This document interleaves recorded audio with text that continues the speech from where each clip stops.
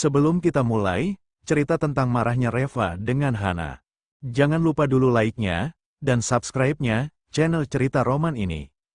Bab 457. Dengan marah Nara berkata, Hana, kau tak perlu menggunakan metode ini terhadapku. Kau meminta mereka bersaksi.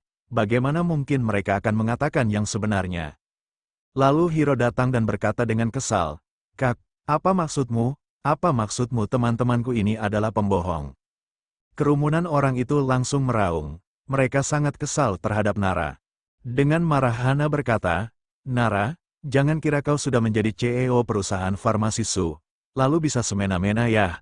Aku kasih tahu ya, jadi orang itu harus menghargai orang lain. Reva memukul orang itu memang salah kok.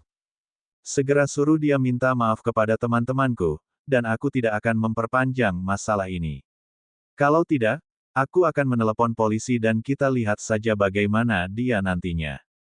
Ekspresi Reva langsung berubah, karena Reva memang telah memukul orang barusan. Kalau sampai benar-benar dilaporkan kepada polisi, bisa jadi Reva akan menghadapi masalah. Hana, kau, jangan keterlaluan ya. Bagaimanapun juga dia adalah kakak iparmu. Bagaimana bisa kau melakukan hal seperti itu? Ujar Nara dengan panik. Hana merasa bangga dan mengira bahwa dia telah mendapatkan kartu AS Reva. Lalu dengan sombong dia berkata, Kakak ipar, memangnya dia siapa? Masih mau jadi kakak iparku? Sampah tak berguna seperti dia itu benar-benar hanya bisa membuatku malu saja. Nara, aku sudah memberinya kesempatan untuk meminta maaf karena aku menghormati hubungan kita sebagai kakak adik. Kalau tidak, aku pasti akan membuatnya lebih menderita lagi. Semua orang yang ada di sekitar sana langsung berteriak, Hana, panggil polisi saja. Kau lihat si Daniel ini, dia tidak bisa bangun sekarang. Kemungkinan besar dia harus dirawat di rumah sakit. Kalau dia benar-benar cacat, maka bisa dituntut dengan melukai orang secara sengaja. Dan, dengan alasan ini saja sudah bisa membuatnya masuk ke dalam penjara. Panggil polisi, kau harus panggil polisi. Orang seperti dia ini harus dijebloskan ke dalam penjara. Hana menatap Reva dengan bangga. Kakak ipar, bukannya aku tidak mau memberimu kesempatan ya. Barusan aku sudah bilang, kau hanya perlu meminta maaf kepada mereka dan masalah ini selesai. Kau sendiri yang tetap mau mempertahankan gengsimu itu, sehingga menolak untuk meminta maaf. Sekarang orang-orang ingin memanggil polisi. Bagaimana ini? Aku juga tidak bisa berbuat apa-apa. Nara tampak cemas. Jika masalah ini diperbesar, maka Reva akan berada dalam masalah. Hana, kakak iparmu tidak bermaksud untuk melakukannya. Barusan beberapa orang ini menyentuhku. Jadi kakak iparmu tidak tahan sehingga melakukan hal itu untuk membela aku. Hanya hal sepele seperti ini saja. Untuk apa memanggil polisi? Ujar Nara dengan panik. Hana mengibaskan tangannya, tak perlu bicara omong kosong denganku. Dia sudah memukuli orang, dan mereka ingin dilaporkan ke polisi. Lalu apa yang salah dengan itu? Dan juga Nara, tolong perhatikan ucapanmu. Temanku yang mana yang telah menyentuhmu, mereka semua adalah orang-orang yang berpendidikan. Bagaimana mungkin mereka bisa melakukan hal seperti itu? Malah Reva yang seorang barbar, dia sama sekali tidak berpendidikan, sehingga bisa memukuli orang dengan seenaknya. Kalau orang seperti dia tidak diberi pelajaran, dia tidak akan tahu bahwa sebenarnya dia sama sekali tidak ada apa-apanya. Dengan cemas Nara berkata, tadi itu memang temanmu yang ingin melakukan sesuatu kepadaku. Sebenarnya apa maksudmu? Kakak iparmu adalah keluarga kita sendiri. Kemarin itu dia sudah menyelamatkanmu, jadi sekarang ini caramu membalas budinya.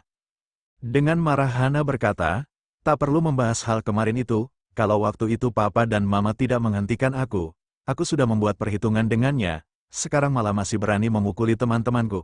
Memang dikiranya aku ini mudah digertak ya, Hiro, tak usah banyak omong lagi dengannya. Cepat hubungi polisi. Hiro segera mengeluarkan ponselnya dan bersiap untuk menelepon. Nara buru-buru membalikkan badannya, tetapi dia tetap tidak bisa menghentikannya. Dan pada saat ini, Reva membuka mulutnya untuk berbicara. Oke, kalau begitu lapor polisi saja, orang-orang ini masuk ke rumah kami dengan seenaknya. Aku juga tidak tahu apakah mereka semua datang untuk mencuri atau mau merampok. Barusan aku memukuli mereka karena mereka ingin merampok, jadi aku membela diri. Malahan mereka yang masuk ke dalam rumah tanpa izin, dan ingin menghajar pemilik rumah, itu bisa dikatakan mau merampok. Aku bisa menyewa pengacara terbaik di kota Carson, dan aku jamin satu persatu dari semua orang-orang yang ada di ruangan ini akan dijebloskan ke dalam penjara. Sebelum lanjut, jangan lupa dulu dong, like-nya, dan subscribe-nya. Channel Cerita Roman ini, bab 458, beberapa ucapan itu langsung membuat semua orang tercengang. Mereka semua langsung menatap Hana dan Hiro. Dengan marah Hana segera berkata, "Reva, kau mau menakuti siapa? Apa maksudmu dengan masuk ke rumah tanpa izin? Memangnya rumah ini milikmu? Rumah ini kan milik orang tuaku. Apa hubungannya denganmu? Kau hanya menantu sampah yang menumpang hidup di sini. Makan dan hidupmu dibiayai oleh keluarga kami. Beraninya kau bilang bahwa rumah ini milikmu. Aku kasih tahu ya, kau tidak berhak untuk mengurusi masalah rumah ini. Semua teman-temanku ini adalah tamuku. Bagaimana bisa dikatakan masuk ke rumah tanpa izin?" Orang-orang itu langsung tertawa terbahak-bahak dan seorang wanita mendengus dingin. "Oh, jadi sekarang orang yang menumpang di rumahmu ini sangat tidak tahu malu sekali ya. Baru menumpang beberapa hari saja sudah mau menguasai rumah tuannya. Hanya menantu sampah saja pun berani mengakui rumah ini sebagai miliknya sendiri. Hana, sepertinya menantu dari keluargamu ini perlu didisiplinkan dengan benar." Hana mencibir, "Tenang saja, kali ini aku mau membuatnya mengerti siapa sebenarnya pemilik dari rumah ini." Semua orang langsung tertawa tanpa henti. Mereka semua menatap Reva dengan tatapan mengejek. Dengan tenang Reva melirik Hana dan bertanya dengan lembut, "Apa kau ingin tahu siapa tuan rumah di sini? Oke, aku akan memberitahumu. Pada sertifikat rumah real estate ini tercantum nama aku dan Nara. Sebenarnya, rumah ini bisa dikatakan sebagai milikku dan Nara. Sama sekali tidak ada hubungannya dengan orang lain. Bahkan Hana dan Hiro pun tidak berhak untuk tinggal di sini sebenarnya, jadi Hana dan Hiro pun bisa dianggap masuk ke sini tanpa izin. Sementara kalian, aku sama sekali tidak mengenal satupun dari kalian dan kalian malah masuk ke rumahku begitu saja. Ini bisa dianggap sebagai masuk tanpa izin atau ingin merampok." Mendengar ucapannya ini ekspresi Hana dan Hiro langsung berubah. Nama yang tercantum di dalam sertifikat rumah real estate ini memang tertulis nama Reva dan Nara. Sebenarnya mereka memang sama sekali tidak berhak untuk menggunakan rumah ini. Kalau masalah ini diperbesar, Reva pasti akan baik-baik saja tetapi orang-orang ini malah akan berada dalam masalah. Setelah hening beberapa saat lalu dengan cepat Hana tersenyum dan berkata, "Ai, kakak ipar, untuk apa kau bersikap seperti ini? Kita semua kan keluarga sendiri. Mereka ini juga teman-temanku. Ini kan karena sahabatku ulang tahun jadi aku membawa mereka ke sini untuk merayakan ulang tahunnya. Mengapa kau harus merusak hari yang membahagiakan seperti ini?" Dengan cepat Hiro juga berkata, "Aduh, semua itu hanya salah paham. Hanya salah paham saja. Kakak ipar, bocah-bocah ini memang tidak bisa menjaga mulut mereka saat berbicara. Di kemudian hari aku pasti akan mendisiplinkan mereka dengan baik." Melihat situasi ini, orang-orang yang berada di sini langsung mengerti bahwa pemilik rumah ini adalah Reva dan Nara, jadi mereka semua langsung tidak berani macam-macam lagi. Nara menghela nafas lega. Dia melirik Reva dengan kagum. Dia benar-benar tak menyangka bahwa masalah yang merepotkan seperti ini akan diselesaikan oleh Reva dengan begitu santai. Dengan tenang Reva berkata, "Maaf, kami sama sekali tidak mengenal kalian. Kalau kalian masih tidak mau pergi juga maka mau tak mau aku hanya bisa memanggil polisi. Pada saat itu, apakah masalah ini akan menjadi kasus perampokan atau menyusup tanpa izin itu akan tergantung pada keberuntungan kalian sendiri."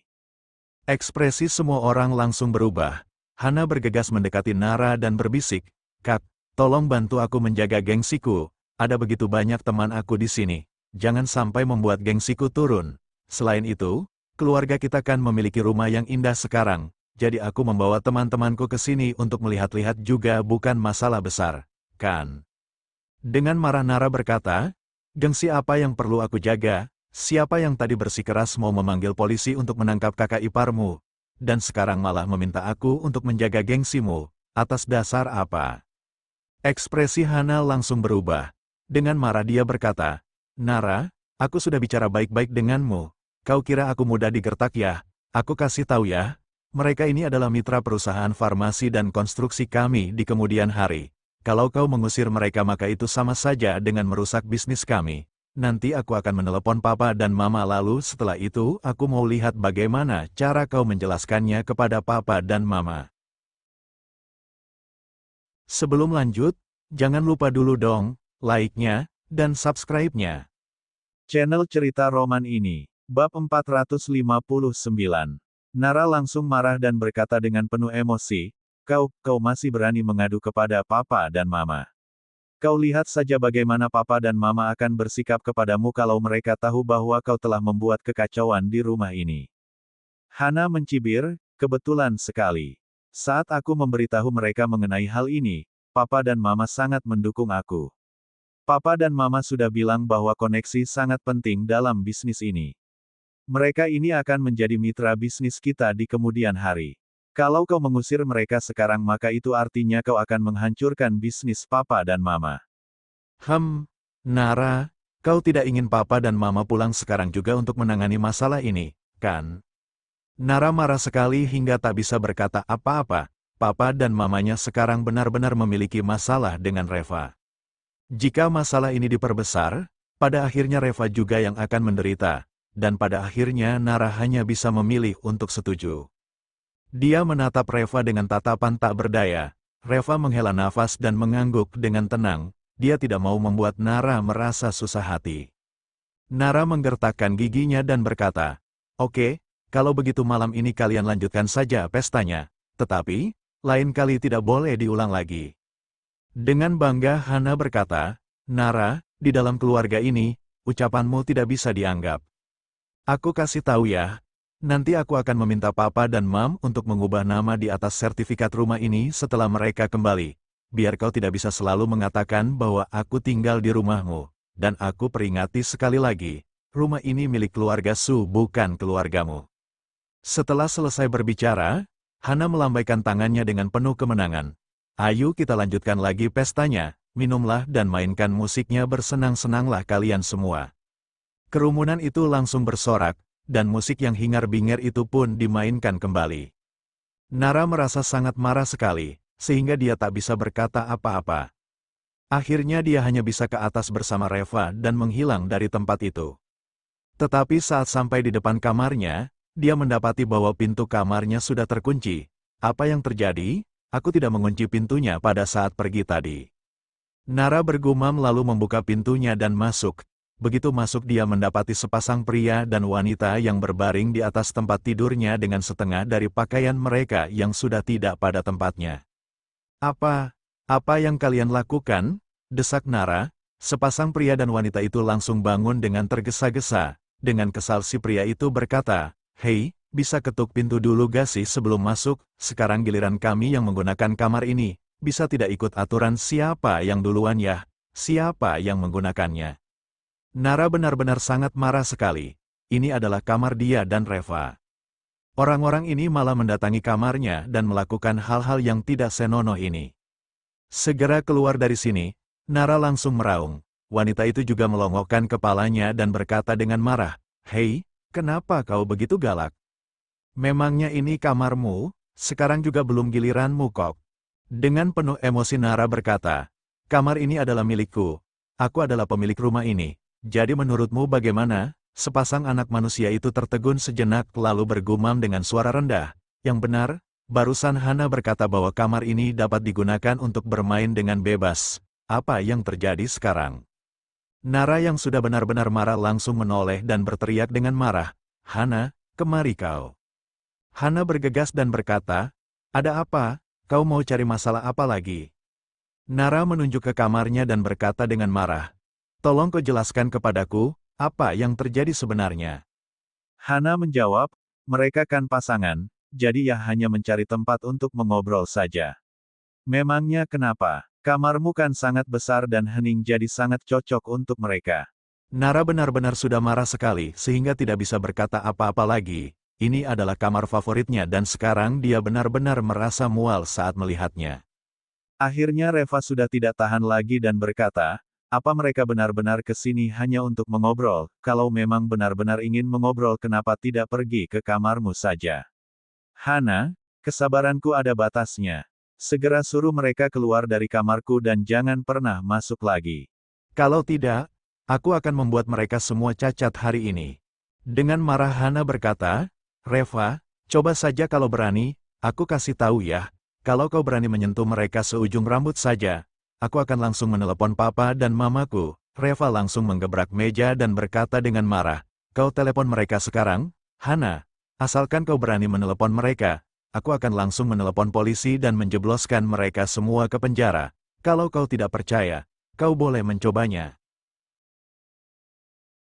Jangan lupa like, subscribe, dan bunyikan tanda loncengnya